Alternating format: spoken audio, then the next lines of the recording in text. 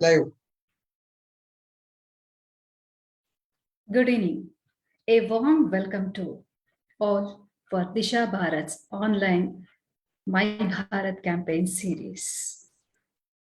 Cultural diversity, varied lifestyles, biodiversity, and dignity of individuals and groups are under threat by the rush of consumerist and materialistic civilization, which has no foundation of wholesome philosophy or integral vision of life.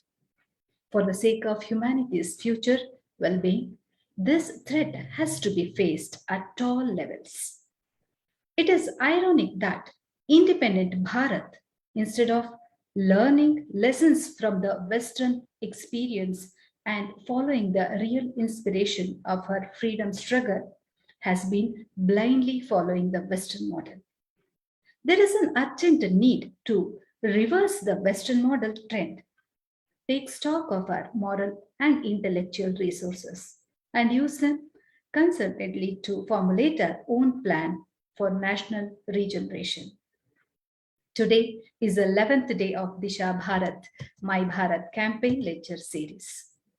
Disha Bharat, an NGO since 2005, conducts value based workshops as a part of orientation and induction in many universities across state. All the programs of Disha Bharat are intended to make the youth understand the value of values and bring those values into action, which can make them grow in their personal life and social life. The primary objective of Disha Bharat is the character building of students in the backdrop of country and culture. To instill the spirit of patriotism in the individuals, especially in students, Disha Bharat organized MyBharat, a statewide online youth campaign from August 1st to 15th, 2022 on 75th Independence Day. MyBharat 2022 is the third annual online campaign organized by Disha Bharat to commemorate India's 75th year of independence. Every day, we have inspiring and motivating personalities who enlighten and imbuing patriotism. As you all know, this program is live on Disha Bharat's Facebook page. In today's My Bharat lecture series, we have Sri Nandakumarji's talk on Idea of Bharat 2020. Sri Nandakumarji, the National Coordinator of Pragna Prabha, who is a multifaceted personality. He is an accomplished author, an eminent intellectual, a powerful orator, a gifted poet, and an able organization builder. Due to unavoidable conditions, Sri Nandakumarji is unable to attend this live program. He has sent a recorded video of his talk on Idea of Bharat 2020. Before we play the video, it's my honor to introduce Sri Nandakumarji to this forum.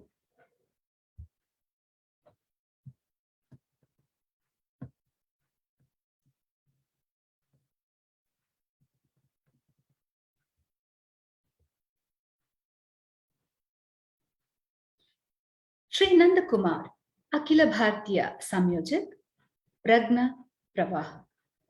J Nandakumar, 49 years, holds the responsibility of Akhila Bharatiya Sahaprachara Pramukh, looking after the media related activities of the organization at national scale. Born on 1965, J Nandakumar hails from Pandalam of Pattanamithira, district of Kerala. J Nandakumar completed his studies in automobile engineering. At his age of 20, in 1984, Nandakumar became Pracharak of Rashtriya Swayamsevak Sangh. After serving as Jilla Pracharak for few initial years, due to his skills on intellectual activities, Nandakumar given the responsibility of Pracharak Sah Bodhi Pramukh, heading the intellectual activities for RSS Kerala. Later, he became Saha Pranta Pracharak of Kerala. Known for oratory skills and intellectual debates, Nandakumar also a known writer. He was given the responsibility of Kesari, one of the most popular weekly in Malayalam, published by an RSS-inspired publishing house. Nandakumar serves as chief editor of Kesari since 2011 to till date. Several thought-provoking articles of Nandakumar has been published in Malayalam Manorama. In 2012, Nandakumar was given the responsibility of Akhila Bharatiya Saha Prachara Pramukh, deputy in charge of media-related activities of RSS, assisting Dr. Manmohab Vaidya, who serves as Akhila Bharatiya Prachara Pramukh of RSS. Now we have a video of Nandakumar ji.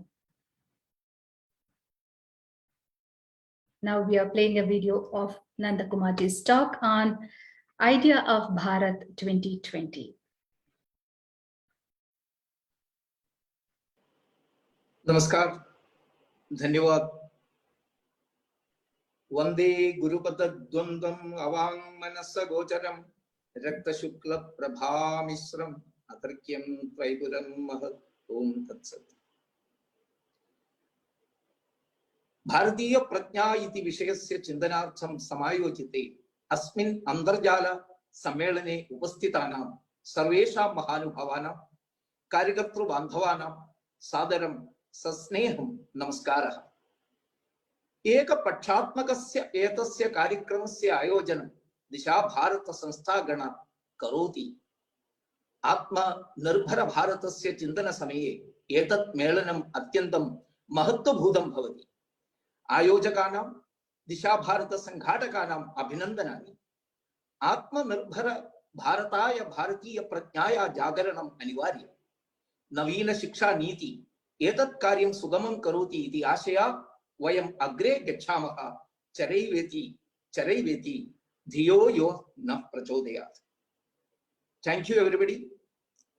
I would like to congratulate, as I have tried to put it in my Sanskrit salutation to you all.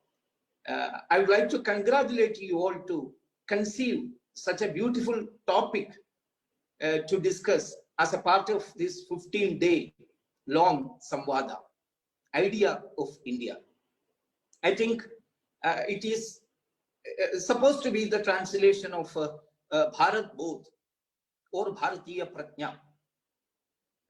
I don't want to go much deep into that, whether this Bharat Bodh or Bharatiya Pratnya can be translated as Idea of India in English or not. One thing is for sure, as we are all quite aware about the fact, as Rajiv Malhotra has correctly said, and he wrote a wonderful article in his book about the untranslatables.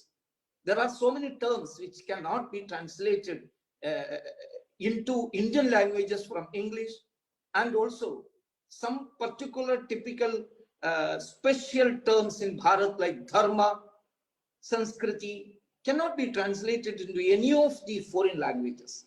In the same way, Bharat Bodh is not I think Idea of India is not an apt translation for Bharat Bodh, but that is not the main issue here.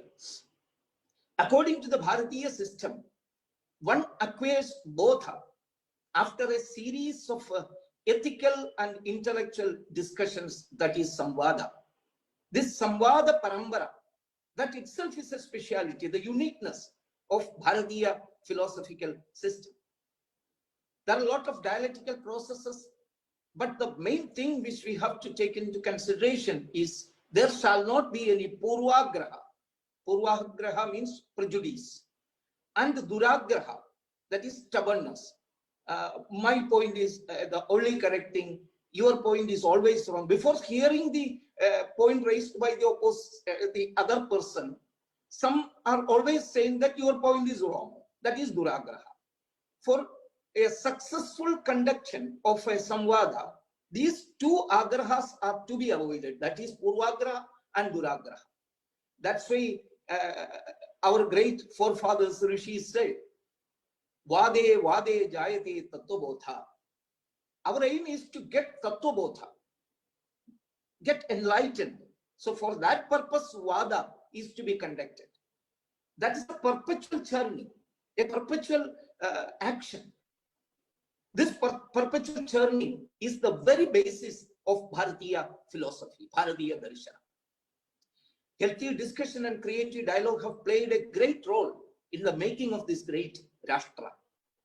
The distinctiveness of our knowledge tradition is marked by its unique nature of imparting wisdom. It was neither a one-way affair nor even a two-way lane. Our Samvada, the mode and form of Bharatiya communication, have always been multifaceted. I am talking about this Samvada Parambara actually, and also our communication techniques. It has been clearly mentioned by our great Natyacharya Bharata Muni, and later on in the modern times by Abhinava Gupta and so many of our thinkers.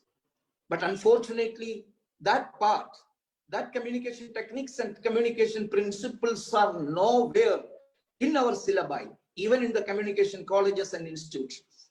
Okay.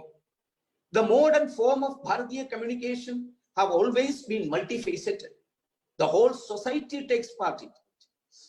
And not only that, we do consider even nature to be part of this Samvada. Hence, our style of Samvada is comprehensive, and to understand it properly, we have to see and feel it in its totality. During Samvada, Dharma is to be taken into account, because the ultimate aim of the exercise is attainment of knowledge, means a spiritual pursuit it is. To know the truth, seek clarity on concepts, and enrich knowledge. As Swami Vivekananda correctly put it, I quote, from a lower truth to higher truth. Ours is not like other philosophies, like Western philosophies or not, or Semitic concept, that falsehood to truth. We are thinking lower truth to higher truth. Samvada is for that. Bharat both. Bharat is a both, is an idea, if you can translate it in that way. Bharat is an idea since time immemorial. It is much beyond the mundane aspects, a spiritual idea that seeks to realize knowledge, the ultimate truth. Bharat was the repository of all knowledge, even the so-called secular knowledge and also the spiritual knowledge. It all was developed on the basis of the very idea which we are discussing today.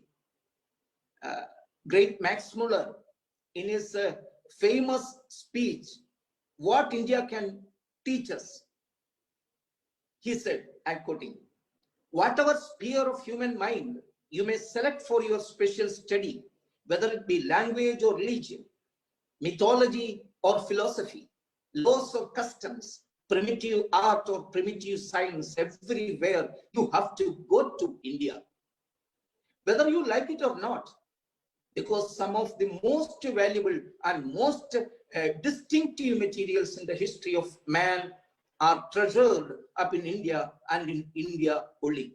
Unquote. Bharat gave the world the powerful concept of dharma. These are all the main uniqueness, specialities of the idea of Bharat. That's why I'm trying to put it in perspective. Bharat gave the world the powerful concept of dharma. Dharma means that which holds us together. I would like to say about a wonderful analogy which has been explained by renowned thinker Rangahaiji while explaining what dharma is. He is comparing this dharma principle as an urge to be together. For that, he gave this analogy. If a magnetic rod was cut into small pieces, the tendency, the urge of each piece is to come together and form a single one. That is, that magnetic force will gave the capacity to each, the minute even piece to come together. That's the urge in that. So in that same way, this divided concepts or realities or pieces, you would like to say, each one will try to hold together, come together to become one. That is dharma. That magnetic force is dharma. In this strife-torn world, this universal concept can provide permanent peace and brotherhood among the people of the world. We Bharatiyas, another aspect, we Bharatiyas don't believe in revolution. For revolution means violent break from the past. It is a Western concept. We believe in evolution, not Kranti, but Utkranti. Evolution means cycles of rebirth from lower truth to the higher truth, just as we have already heard from Vivekananda. Our great nation has been striving to be reborn for more than 1,000 years. What is the significance of the 1,000 years? Those who are hearing me are very, very well aware about the history of last 1,000 years, where which this idea of Bharat has been suppressed, purposefully suppressed by some alien forces. However, something was wanting in us, which impeded India's resurgence. According to Sri Aurobindo, those were Bhakti and Shakti. He identified these two aspects as the most important requirements for India's resurgence. We are thinking about resurgent India also. We can't say that India has been, rose up to the expectations of those great rishis. That's why Aurobindo says, I quote, Bhakti is the leaping flame. Shakti is the fuel. If the fuel is scanty, how long can the fire endure? India's soul must become as it was in the old times, like surges, wars, puissant, calm, turbulent at will, an ocean of action or of force. Unquote. Sri Aurobindo further explains about the very concept of Rashtra. He says, I quote, for what is a nation? What is our mother country? It is not a piece of earth, nor a figure of speech, nor a fiction of the mind. It is a mighty Shakti, composed of the Shaktis of all the millions of units that make up the nation, just as Bhavani, Mahisha Mardini, sprang into being from the Shakti of all the millions of gods, assembled in one mass of force and welded into unity. The Shakti we call India, Bhavani Bharati, is the living unity of the Shaktis of 130 crore people. Unquote. Drawing from these ideas, that Dinadayal Upadhyaya ji formulated the great darshana, the comprehensive darshana, Ekatma Manava Darshan, that has been translated into English as integral humanism. Actually, darshan cannot be translated as an ism. Darshan is not an ism, but what we can say, the limitation of a language having only some 500 or 600 years history.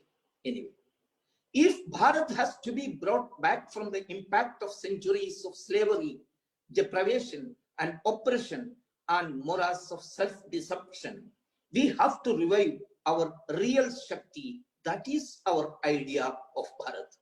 Our identity, that is the Bharat both in all aspects. We have to revive that.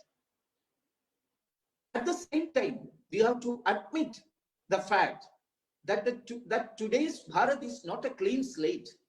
We can't just start writing on it as if it is a clean slate.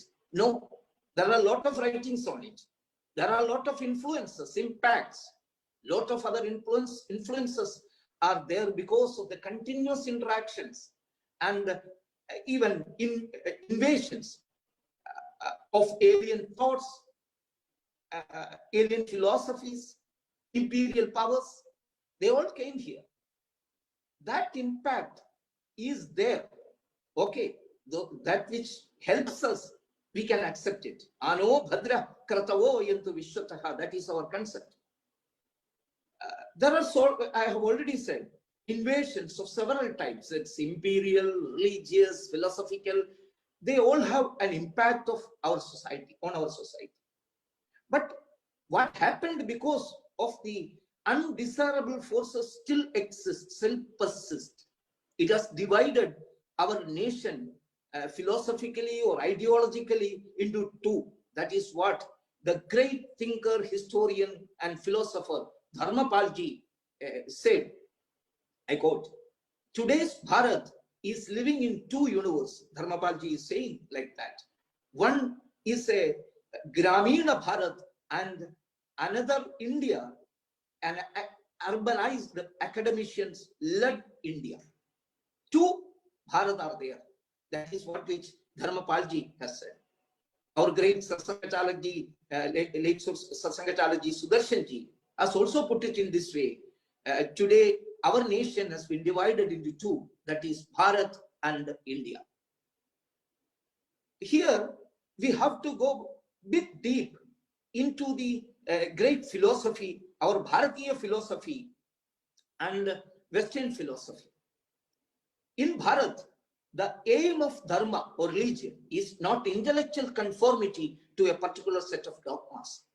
That is why there is no conflict between believers of that dogma and those who do not believe. Abrahamic religions believe whatever their prophets have decreed are the only religions. Believe whatever their prophets have decreed are the only things that are divine and others are profane. Their solely is divine and others are profane. Our concept of religion is dharma. That which holds us together, we already have discussed about that. The aim of religion is spiritual, not mere metaphysical conversion. It is a movement from avidya to vidya and bodha.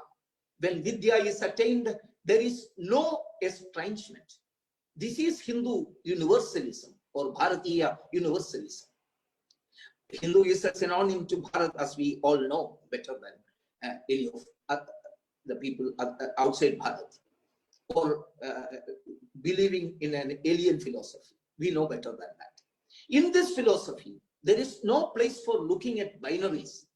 The hallmark of all ideas emanated in the West is this search for binaries and points of conflict. The ultimate aim of all these philosophies emanated from Abrahamic roots is to attain uniformity, not for unity. But the aim of dharmic thought is make the world one divine whole. That is why in Bhagavad Gita, Bhagavan says, whenever there is a decline of righteousness, then I send forth myself. Yada yada hi dharmasya glanirбhavati bharata. So Bhagavan takes birth to reinstate dharma, not to set up a different creed. Take it from me, not to set up a different creed. And the purpose is to lead humanity to dharma. Bharat has got, our philosophy has, we have got a special darshana, that is Upanishadic darshana. On the basis of that darshana, our standpoint has been developed. On the basis of that standpoint, our viewpoint has been developed. It has been developed out of our experiences. And our rishis confirmed it, ascertained it through their experiments. In that way, our philosophy is a science itself. What all are needed for a scientific discovery? As far as discovery is concerned, it should go through some data and through some experiments, and through experiments, experience should come. In the same way, our philosophers, our rishis, go through those experiments and come to the conclusion, and that has been developed into our darshana. This particular aspect has been poetically put beautifully in Kathopanishad. This particular sloka, many of our thinkers are considering as the great turning point of our philosophical thought. In Kathopanishad, it is being told that Paranjikhani vidranat swayambhu tasmat parang pashyadi nantaratman kaschit dhira pratyagatmanam aikshad Avritta Chakshur Amritattvam Ichan. What is the speciality of our darshana? We all know that all human beings, all beings are trying to attain knowledge from outside through Netrendriya, that is eyes, by seeing, or Srotrendriya, by hearing, ears, by smelling, by Granendriya, and Rasanendriya, by tongue, and Sparshendriya, skin. These all 5 indriyas are open to the outside. We all try to go deep into the knowledge, how these lights are coming, how lights are being emanated. What is the force behind this sound? What is that Adinada? We all tried, Westerners also tried, our philosophers also tried to find it from outside, but all failed. The truth is not outside. So our philosopher, our Rishi, the Dhira Rishi, the courageous Rishi, Kaschit Dhira Pratyagatmana Maikshan, he started looking into him. He started introspecting inside, and he reversed the gaze into himself. He has reversed the gaze and found out that the real principle which gave light to the lights, even light to the Surya, the real Mahanada, the Adinada, the real eternal thing, these all are inside me only. And on the basis of that thought, the primordial force is in myself, my soul. And after knowing that principle, that specific divine unity inside, when he opened his eyes and looked outside, he came to the conclusion that that particular spirit is there, that particular soul is even in other human beings, not only human beings, in animates and inanimates, even hills, nadis, rivers, forest, everywhere that Chaitanya is there.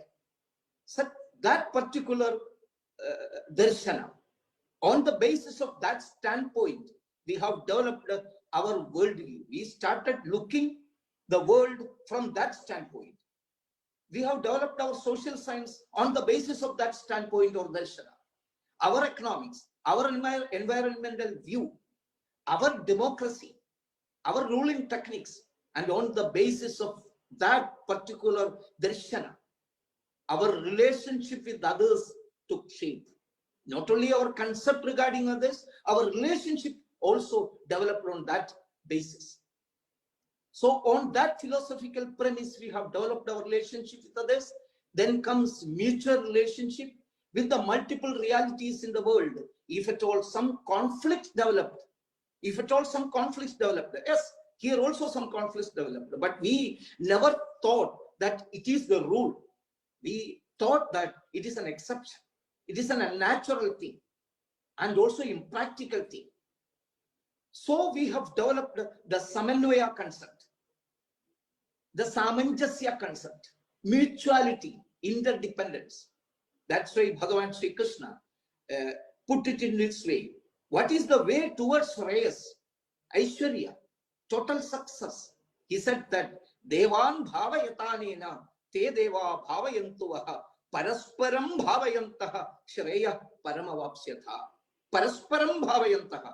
Through mutuality, through interdependence only, we can achieve the ultimate success. So this mutuality and interdependence taught us how to develop the basic unit of the universe, the life, the society. In our idea of Bharat, the basic unit of the society is not an individual, it is family. From that lower level unit of family, we have developed a concept of Vasudhaiva Kutumbakam. And we have developed that relation with all others, not only human beings, I've already said, with the nature, with the trees. That's why we call that, on the basis of that relationship, we call Tulasi as Tulasi Mata. We call a cat not as a mere creature, an animal. We Billy Mousy hai.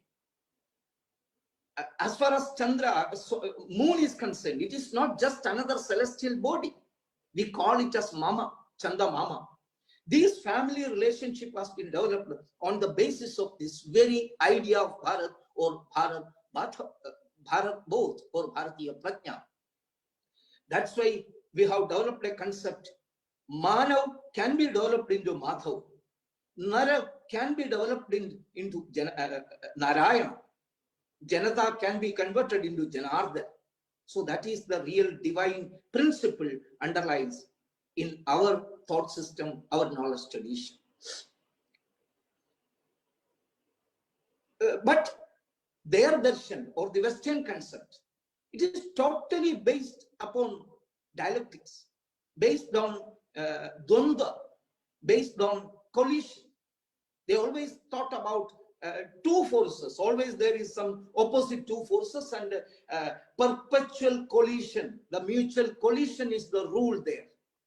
Always two forces, both antagonistic. They are thinking in that line. Always at war.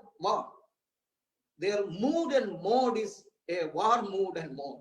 That's why one of the Westerners, when met Swami Vivekananda, asked him, you have got a loose dress, Swamiji. Your dress is very loose. How could you run when an enemy is trying to attack you? Swamiji said that we people, we Bharatiyas never think that every person coming in front of me is trying to attack me. This is not our thought. Our thinking is he is related to me. He is me. That's why it is not necessary for me to run from any stranger. There is no stranger as such. But they have developed their principle, their philosophy, their science, their religion on the basis of this dialectical principle, the Dvandatmak Vichar. Charles Darwin make use of this particular standpoint to make his biological concept. John Locke made it as the basis of the political science. Adam Smith, when he formulated economical theories, he said, and he formulated it on the basis of this mutual collision theory. That's why he always said that it is necessary to exploit the market. In our economics, our Artha Shastra, there is no such a word called exploitation. But their binaries are there. Enemy is there. The people who are coming to sell something is a Shatru, is an enemy to the purchaser or the customer. That is the principle. Karl Marx applied it in sociology. James Mill, who is considered to be even the father of Indian historical thought even, he developed the history on the basis of it, so on and so forth. We can see so many examples. In the same way, Semitic religions also developed. They are also thinking in this line. That's why in Genesis, regarding the creation and after the creation, the so-called Almighty of that Semitic religions have asked the first creations, Adam and Eve, to exploit the nature. Whole universe is for your consumption. So go and exploit. That was their direction. Fortunately for Bharat, despite the efforts of invaders, which we already mentioned or discussed, we have managed to hold on to our core cultural values. We can see its resplendence, once we are able to scratch the surface. The indubitable cultural unity and continuity reflects in each and every facet of our national life.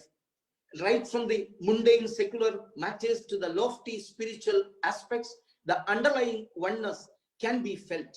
The uniqueness of our eternal Bharatiya spirit can be experienced from our attitude towards environment to the concept of sublimation and final emancipation of human life. In the songs sung by farmers while sowing seeds and gathering yields in their fields, in the rhythms of the marching soldiers, and everywhere one can perceive the pulse of the nation clearly. Hence, Sister Nivedita, in her seminal work, The Web of Indian Life, states, I quote, "Eating and bathing with us chiefly selfish operations are here great sacramental acts, guarded at all points by social honor and the passion of purity. Even eating and bathing are divine acts. That's our concept, and Nivedita put it in that way. The need of the hour is to find the unifying factors. Our effort is to bring about the clarity of vision. For that, we need to delve deep. We can find those unifying factors in our literature, drama, music, festivals, celebrations, and everything else. It is not all that easy to find out the subtlest ingredients which bind us together, the cementing force that strengthens us. So my appeal to all the participants of Bharat Both, idea of India, is to bring out those factors which have sustained cultural unity of Bharat. Along with this, or to take forward our efforts successfully, we have to identify the imminent threats and looming challenges on us. That also have to be taken into consideration. Some of the points have been mentioned in the beginning. A consistent effort, which we can't just neglect, is going on to destroy this Bharat Bodh or Bharatiya Prajna. There is a wonderful sloka in which it has been very well described the importance of Prajna, that is Bodha. I don't want to quote all because of the limitation of time limit. Shastram nihanti purushasya shariramekam prajnakulam cha vibhavam cha yashaschahanti. The learned, our great philosopher Rishi is saying that if you are attacking a person, or you being attacked by shastra or ayudha, your body alone will be destroyed. But your prajna, if the prajna is being destroyed, that is sarvanasha. Your kula, your vibhavas, your yasha, and everything will be lost. Buddhi nasha pranashyati, Gita also used to say. So the great thing is the prajna or bodha part of this great nation. As stated earlier, an attempt is going on through different means for this buddhi nasha or prajna nasha or bodha nasha or idea nasha. Education was one of the potent tools employed by colonial masters to subjugate us intellectually through distracting the prajna.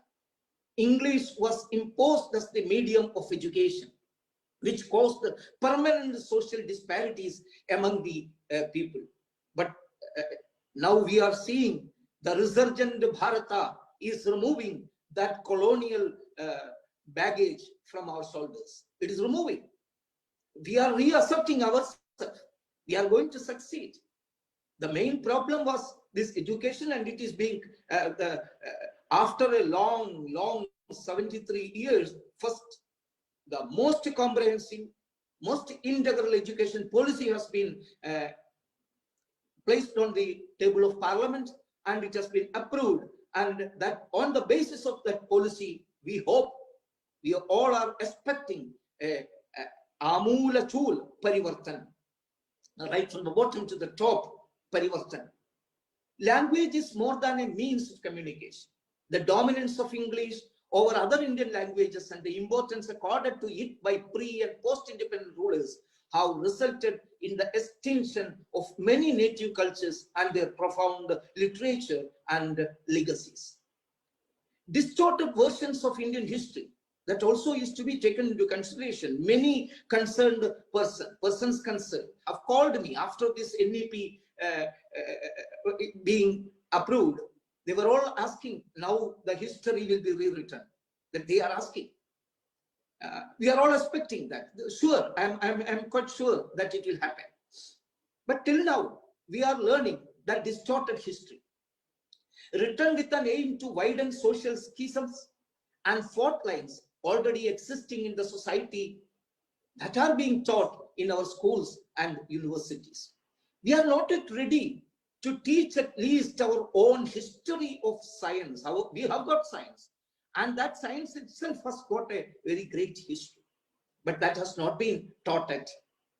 Aryan invasion theory continues to be the gospel truth for our syllabus makers, despite evidences debunking the colonial construct have come to light.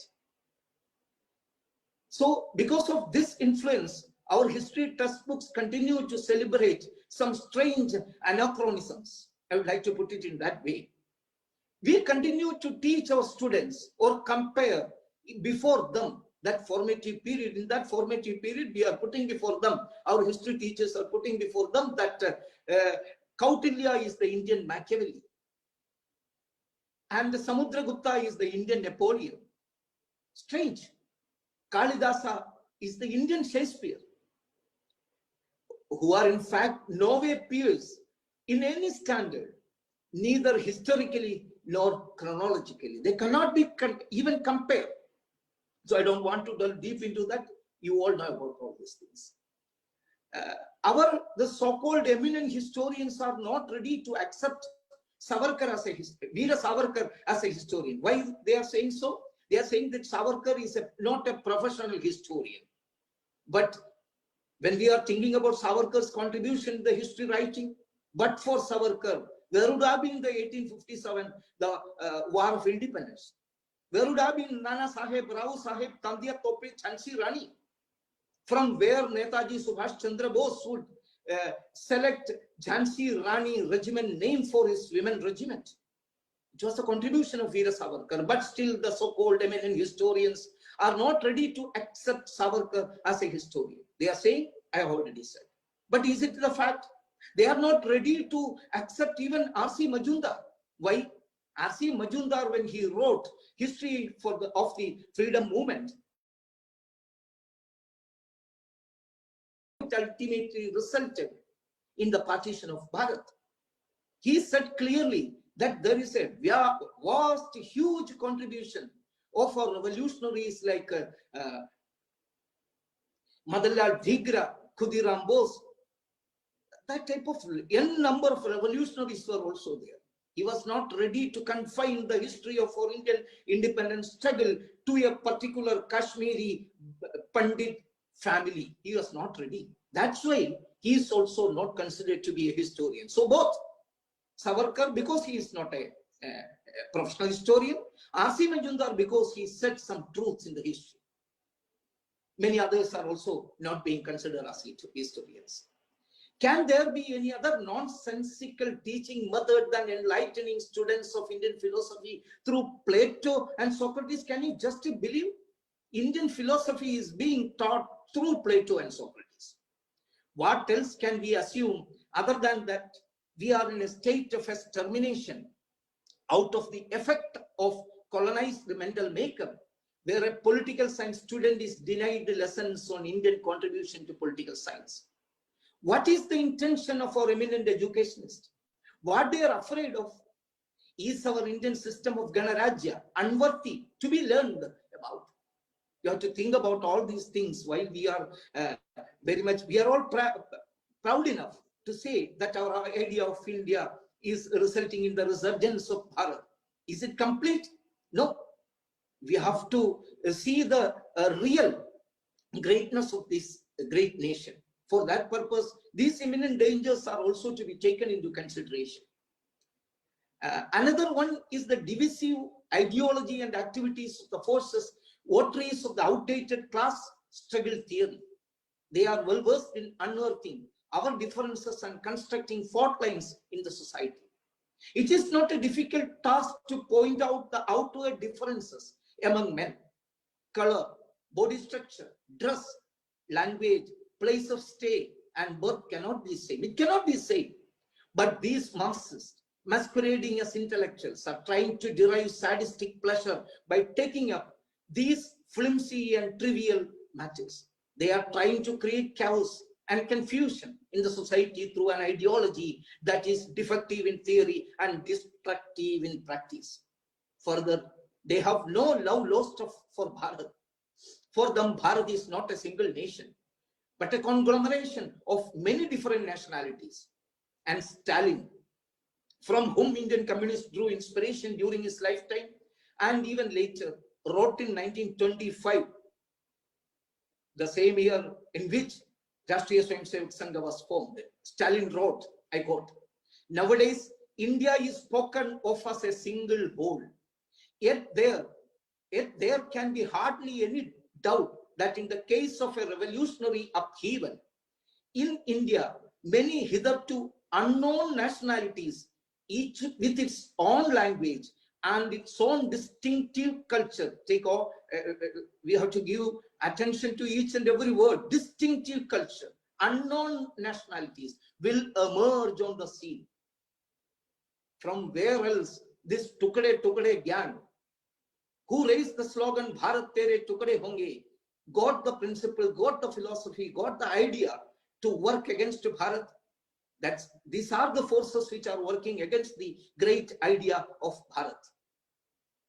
One of the major impediments in realizing this is the continuing effect of colonization of intellectual system. The great educationist D.S. Kothari had said in his National Education Commission report that the center of gravity of our education has been shifted towards Europe. The main task of our educationists is to bring it back into our nation and make it Bharat-centric. Efforts have begun. We are seeing it. Our thinking pattern is changing. So the hope and the expectation of Kothari and so many nationalist educations are coming into truth. We hope that the new education policy will help us in undoing the impacts of colonization to a great extent. The impacts of colonization are very much evident and alive in our present society. It is manifested in the form of anti-national slogans raised on the campuses of some universities or a pro-secessionist voice raised in parliament or on the streets. I am surprised to hear and shocked to hear a communist leader and ideologue from Kerala, while participating in a discussion, in a debate conducted, organized by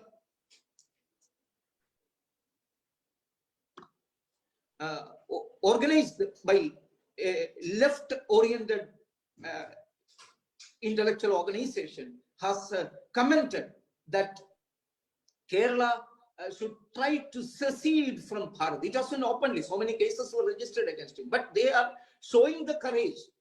They are showing the courage to make such comments. Sadly, it has affected all areas of our national life. It didn't spare even agriculture, which is a way of life for more than 70 crore people in our villages. While it is acceptable to adopt a new technology to enhance production, neglecting our time-tested techniques spells doom for the sector in the long run. Throwing away the vast varieties of our seeds and accepting the terminator seeds for cultivation in paddy, say it is in cotton, in plantain, etc. So when we are thinking about the idea of Bharat, it is to be implemented in the agriculture field also. Efforts are started in that also. When we are saying about the giving vocal to the local for agriculture also, there will be much importance and our indigenous methods will be implemented again. So all the evil effects of colonization can be summarized into 6 I's. I don't want to elaborate much. Inferiority complex, ignorance, ill will towards anything Bharat, irreverence towards anything Bharat, incompetency, our own incompetency, and inertia. These 6 I's are the ill effects of the evil effects of colonization. It is to be removed. Another day, this propaganda in the academic circles is being consistently done by, already I have said, the leftist intellectuals. In a way, they are taking forward the colonization agenda of the West. But as far as the areas to be discussed, we have to discuss some certain areas where how the idea of Bharat is very much evident and very much it is implemented already. As far as environmental thoughts are concerned, already I have said the Semitic concept is against the nature, actually against the nature. And also, they were thinking that it is to be exploited, the nature is to be exploited. But how we are thinking about it? We are thinking that that nature itself it consists of the divinity. So it is to be worshipped. In that way, nature is to be approached. So as far as the great issue which always we are all thinking about is the assimilation or the integration point of view. How we can integrate the Muslims and all. The very principle, very philosophy of Bharatiya philosophy is to be taken into consideration for that also. Guruji said, once he was answering to Saifuddin Jalani, while he was talking to him, he said that it is difficult to immediately suggest something specific, how to integrate Muslims. But it must be given a serious thought.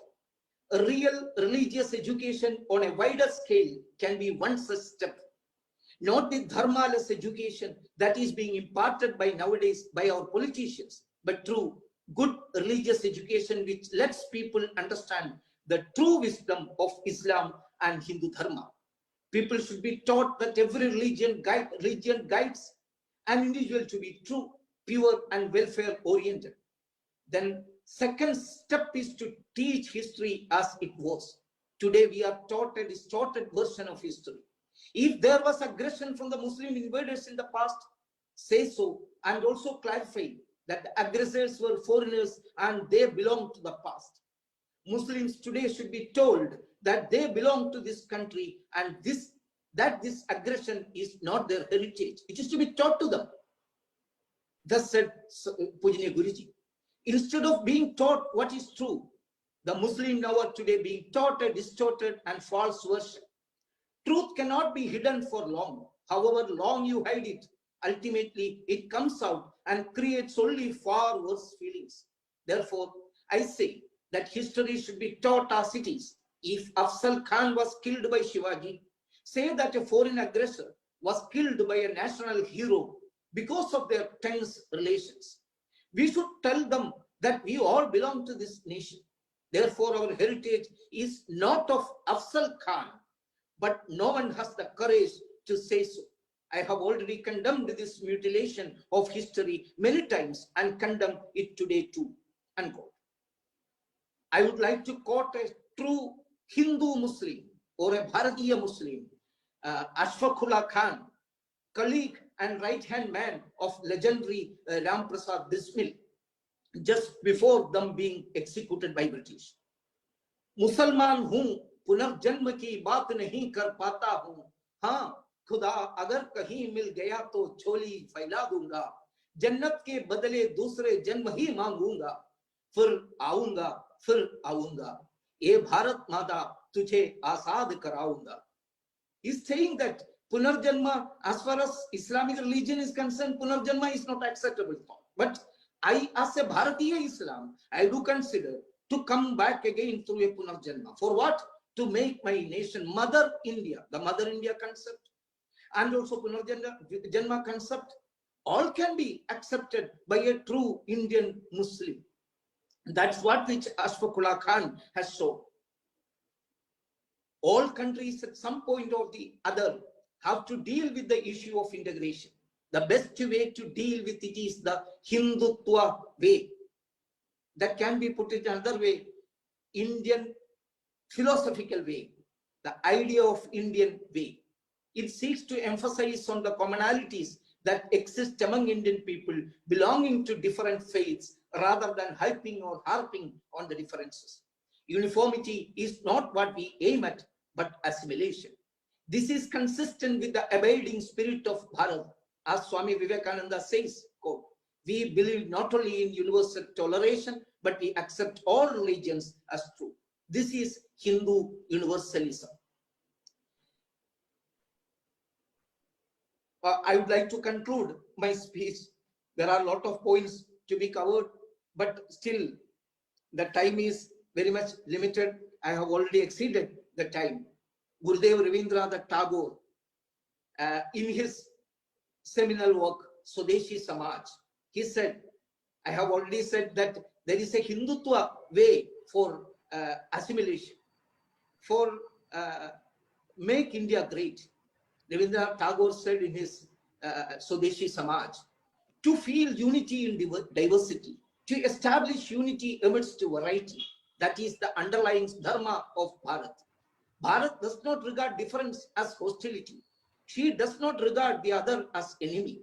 That's why, without sacrifice of destruction, she wants to accommodate everybody within one great system. That is why she accepts all ways and sees the greatness of each in its own sphere. Because of this virtue in Bharat, we shall not get frightened considering any society as our enemy. Each fresh conflict will enable us to expand ourselves. The Hindu, the Buddhist, the Muslim, and the Christian will not fight each other and die in Bharat. Here they will find a meeting point. That meeting point will not be non-Hindu, but very specifically Hindu. Very specifically Hindu, unquote. So this particular aspect is to be taken into consideration. It cannot be disputed that during this period of 1947 to 2020, India has achieved considerable progress in almost all fields, despite many policy missteps and lack of direction on the part of our rulers. There are a lot of area to be covered. We have achieved a lot. Now we are at the verge of leading the whole universe, whole world. Bharat is becoming the leader of the whole world. That is slowly emerging. We all hope, we can hope to make it, we can fulfill it through our efforts by knowing what is the real idea which made our great nation. What is that both our prajna of this great nation? That alone can pave way for a resurgent Bharat or Vishwa Guru Parama Vaibhava Sthita Bharat. Thank you. Namaskar. Jai Bharat. Thank you, sir. Thank you for stimulating us to recognize the inherent strength of Bharat with academic vigor directed towards decolonizing Indian minds from Eurocentric impact. Once again, I thank personally and on behalf of Disha Bharat. Viewers, tomorrow we have Dr. Srinivasabali, Vice Chancellor of Dripatanga University, who is going to give lecture on India Today and Tomorrow. Please stay tuned at Disha Bharat's Facebook page to watch live. ನಿಮ್ಗೆಲ್ಲ ಈಗಾಗಲೇ ತಿಳಿದಿರೋ ಹಾಗೆ ಸ್ವಾತಂತ್ರ್ಯದ ಅಮೃತ ಮಹೋತ್ಸವದ ಸಂದರ್ಭದಲ್ಲಿ ದಿಶಾ ಭಾರತ ಆಯೋಜಿಸಿರುವ walkathon ಇದೇ ಭಾನುವಾರ ಬೆಳಗ್ಗೆ 7:30ಕ್ಕೆ ರಾಷ್ಟ್ರೀಯ ವಿದ್ಯಾಲಯ ರೋಡ್ನಲ್ಲಿರುವ ಲಾಲ್ಬಾಗ್ ಪಶ್ಚಿಮ ಗೇಟ್ನಿಂದ ಆರಂಭವಾಗಲಿದೆ. ತಾವೆಲ್ಲರೂ ಅದರಲ್ಲಿ ಸಕ್ರಿಯವಾಗಿ ಪಾಲ್ಗೊಳ್ಳಬೇಕೆಂದು ವಿನಂತಿ. ಮತ್ತೆ ಇನ್ನೊಂದು ಉಪನ್ಯಾಸ ಮಾಲಿಕೆಯಲ್ಲಿ ಮತ್ತೆ ಭೇಟಿಯಾಗೋಣ. ನಮಸ್ಕಾರ.